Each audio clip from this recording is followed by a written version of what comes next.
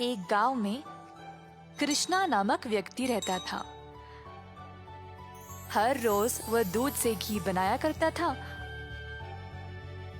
और अपने गांव के बाजार में बेचता था। यही थी उसकी रोजी रोटी कमाने का जरिया। अपने शुद्ध और मजेदार घी के लिए कृष्णा बहुत मशहूर था। घी ले लो, शुद्ध देसी गाय का घी ले लो, घी ले लो, घी ले लो। एक दिन एक मिठाई वाला सुंदर ने कृष्णा को बुलाया और 1 किलो घी के लिए मांगा। कृष्णा गया उसके पास। कृष्णा भाई, मुझे 1 किलो घी चाहिए।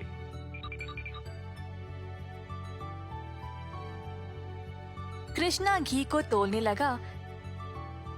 जब सुंदर ने देखा कि घी कितना शुद्ध था, तो वह अपने आप को रोक ही नहीं पाया।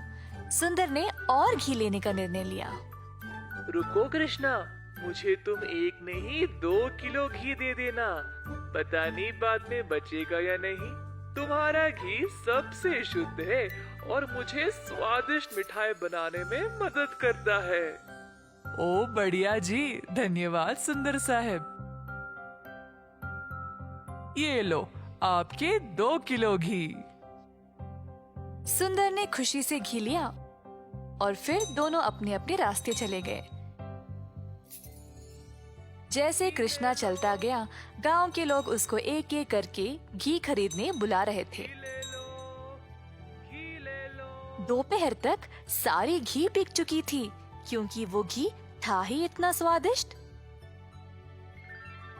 अपनी कमाई लेकर कृष्णा अपने भाई कुशल के पास दूध खरीदने गया, ताकि वह अगले दिन के लिए और घी बना सके।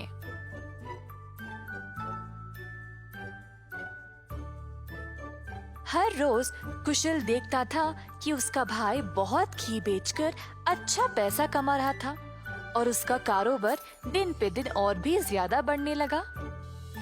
भाई, मुझे 5 लीटर दूध चाहिए घी बनाने के लिए। ओह, अभी तो मेरे पास नहीं है 5 लीटर। क्यों ना तुम शाम को आ जाओ, मैं तुम्हारे लिए बाजू में रखूंगा। कृष्णा के निकलने के बाद कुशल की पत्नी उसके लिए पानी लेके आई। देखा कमला, कृष्णा की तो किस्मत ही बदल रही है। दोपहर में ही इसने सारी घी बेच डाली और दूध के लिए वापस आया था। आप तो सारा दूध इनको ही दे देते हो ना, क्यों ना इस बार आप दूध में थोड़ा सा पानी मिला के दो। इस तरह हम भी ज्यादा पैसा कमा सकते हैं। कुशल ने अपनी पत्नी की बात मान ली और शाम को जब वह गाय से दूध निकालने गया, तो उसने दूध में पानी डालकर कृष्णा के लिए बाजू में रखा। अब कुशल रोज यही करने लगा। धीरे धीरे वह पानी की मात्रा और भी बढ़ाने लगा। अब कृष्णा इस बात से अनजान समझ नहीं पाया कि उसकी घी की शुद्धता दिन पे दिन कम क्यों होती जा रही।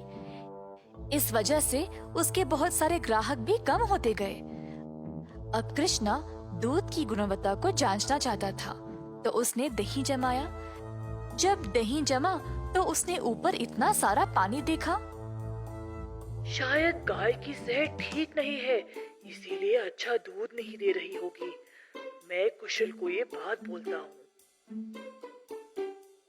जब कृष्णा कुशल के घर गया, तो उसने अपने भाई और उसकी पत्नी को दूध में पानी मिलाते हुए देख लिया। अब उसको समझ आ गया कि उसकी घी की शुद्धता इतनी कम क्यों हो गई थी। ना जानते हुए कि वह क्या करे और बिना कुछ कहे कृष्णा वहाँ से निराश होकर चला गया। अब कृष्णा ने अपनी कमाई से 2 गाय खरीदे और खुद दूध निकालना शुरू किया। अब फिर से कृष्णा अच्छी वाली शुद्ध घी बनाने लगा। कृष्णा ने अपनी एक छोटी सी दुकान खोल ली, जहाँ पे वो शुद्ध देसी घी बेचने लगा। उसी समय सुंदर उसके पास आया और बोला, हाय कृष्णा, पिछले कुछ दिनों से घी कुछ ठीक नहीं है। मेरे मिठाइयों के लिए अच्छे ग्राहक थे, केवल आपकी शुद्ध घी की वजह से।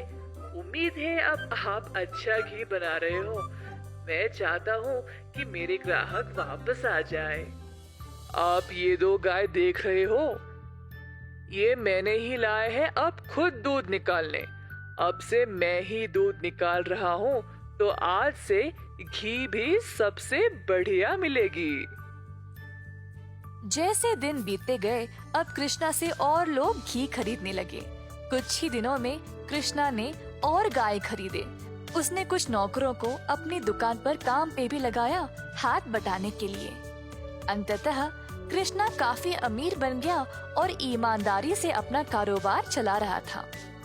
इसी दौरान कुशल, जिसने अपने ही भाई की प्रतिष्ठा को बर्बाद करने की कोशिश की, गांव में अपने मिलावटी दूध के लिए पकड़ा गया। अब कुशल दूध भी नहीं बेच पाया और जल्द नुकसान में पड़ गया। उसे समझ नहीं आया कि अब वह क्या करे। कुशल को अपनी गलती का एहसास हुआ और अपने भाई से माफी मांगने गया। उसने कृष्णा से भीख मांगी माफी के लिए और नौकरी के लिए, ताकि वह अपने कर्जों को चुका सके। दयालु कृष्णा ने तुरंत अपने भाई को क्षमा कर दिया और गायों और कामगार की देखरेख के लिए काम दे दिया। इस